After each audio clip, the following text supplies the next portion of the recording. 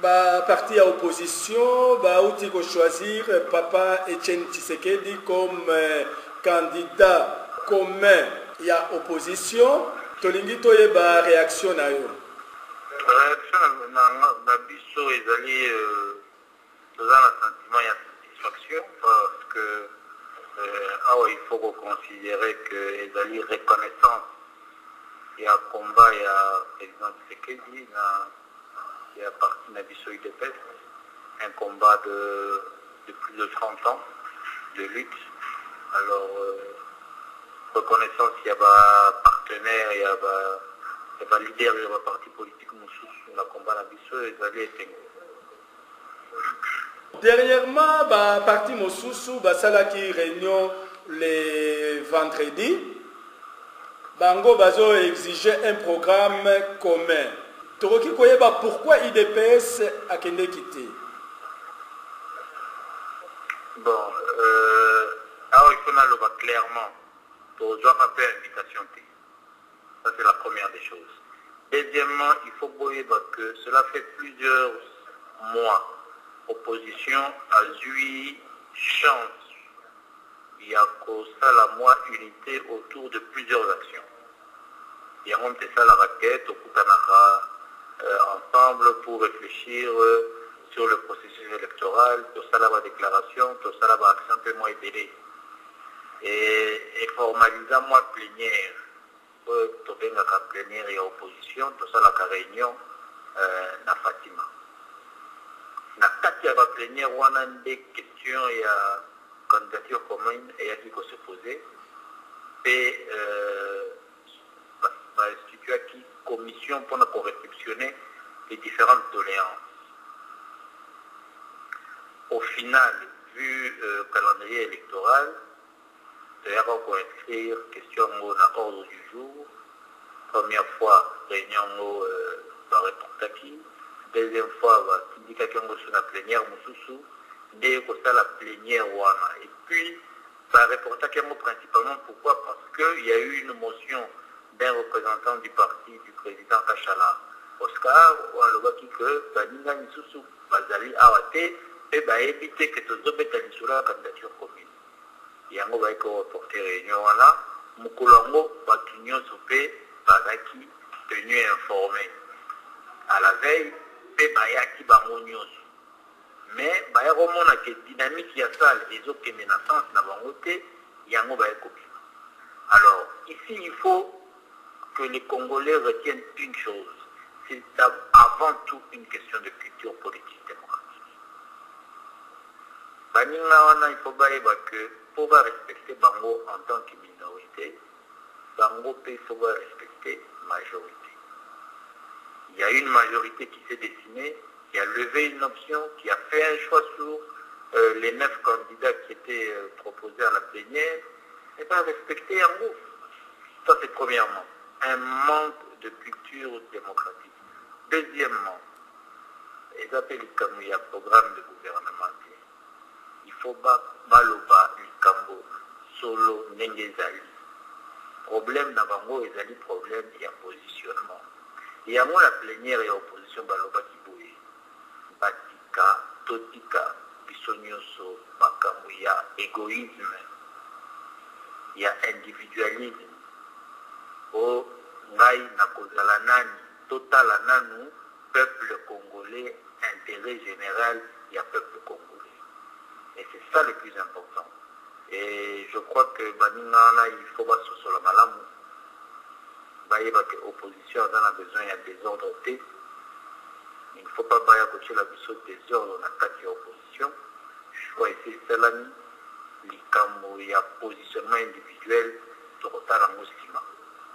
Bon. Le président qui s'est dit dans le meeting, il y a assez à lobby, que Congo y a lobby, et Zali Congo, Oyo, et Kozala régi par la cogestion du Congo par les Congolais. Donc, Bissonioso, chaque Congolais aura une responsabilité dans le Congo de demain.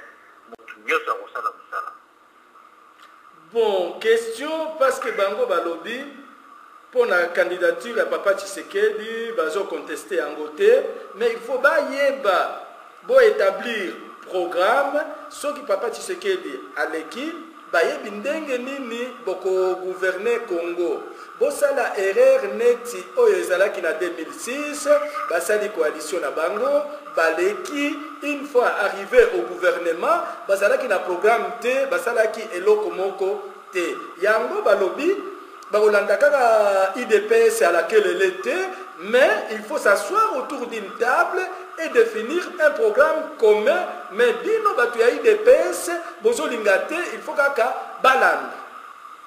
Papa, programme ils allaient biso IDPS tozali na programme de gouvernement. Je crois que les Congolais réunis à la CNS basalaki ba programme. Na dialogue intercongolais tosali ba programme. La question ne se pose pas à ce niveau-là. Pour aller dans l'histoire récente du Congo, lorsque l'opposition s'est réunie à l'Union pour la Nation autour du président Jean-Pierre Même, est-ce que le programme est avec? Est-ce que Batika Lama Tata Namuto Alobakeno Mbappé Sanga tel poste? C'est ça la KTT. Total intérêt à Congo, Badbalobaki non, pour Jean-Pierre Potolo la bateau. Il faut alongwa. C'était ça l'intérêt général. Mais lorsque François Mitterrand a réuni la gauche, l'union de la gauche, il n'y a pas eu question de programme. Donc Bako s'appelle était souci na bango et c'est yebani. Et d'ailleurs il y a positionnement individuel. Bisoto le bin na bango tosangana nani musala ekozala mpona motu nyonso mais batika égoïsme batika kotia désordre na kati ya opposition, c'est ça le plus important. Mais bino bozo sala on dirait boza déjà na poste ya président de la République. Est-ce que vous ne voyez pas que l'union fait la force avec INC, MLC, Labamosusu, ceux qui bokutani bosali bloc autour ya papa Etienne Tshisekedi. Bomonike boko longa bitumba oyo. Président Tshisekedi avant kende na mikili ya poto abengaka opposition à l'unité et à l'union pour la victoire. Likambo ezali awa sikoyo bandeko mosusu basosola bien batika désordre batika koya na badébat ya bapositionnement individuel, c'est ça le plus important. Bango basali commission na bango po baya retrouver bino. Est-ce que boko yamba bango ou bien boko yamba bango te? Est-ce que ba proposition na bango boko examiner ou bien boko examiner te? To yamba bango te pona nini lui DPS pour le président Tshisekedi tozali batu ya dialogue toko yamba bango problème ezate. Mais batikande ba question individuelle et égoïste. Mais rôle na bino pe eza rôle ya ko rassembler opposition nyonso. Mais bino bozo rassembler te bokomi ko diviser. Or l'union fait la force. Parce que bango balobi bolingi koyoka bango te bozo pesa bango considération te bozo sala biloko kaka na ndenge na bino. Non, mais le président Vital Kamerhe est le président Tshisekedi a plus d'une reprise. Basolo l'a fait bien. La difficulté se trouve autour des intérêts égoïstes et personnels de positionnement. Bana poto bazo comprendre te intérêt égoïste et personnel positionnement. Olingi koloba nini basengi ba poste ou pas? Non. Bana poto bazo comprendre. Ezali kambo lisolo oyo ke Congo ezali gâteau ngana kozwa oyo kozwa oyo ngai premier ministre yé gouverneur de la banque ngai boye na c'est ça débat la bande ezali place wana et là l'intérêt du peuple congolais ne se retrouve pas. Comment bon là moi je ne comprends pas hein bon prenons maintenant ce scénario to raisonner na scénario na yo to raisonner na scénario oyo uti kopesa. Bon, par exemple, quelqu'un qui dit, pardon. Oui. Nayokiyo. Nalobi, ezali scénario na ngaité. Non, le scénario na bango. To raisonner le scénario na bango. À supposer que Vital alobi ngana lingi premier ministre. Bon, boké ba élection, azana deux députés. Ce qui président Tshisekedi Aleki, il peut dire à Vital, non, tu n'as que des députés, tu n'as pas la majorité pour gouverner. Et on peut nommer un autre formateur. Yo obosani ke bango bazali ba ex-belligérant. Si place wana ke koluka manduki po ba ete esika bazoka manduki.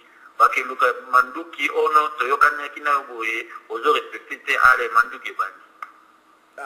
Maintenant na ndenge bozo kende na bosani ba non bakozwa lisusu ma minduki te kamere akozwa minduki te kamere il n'a jamais été dans la guerre.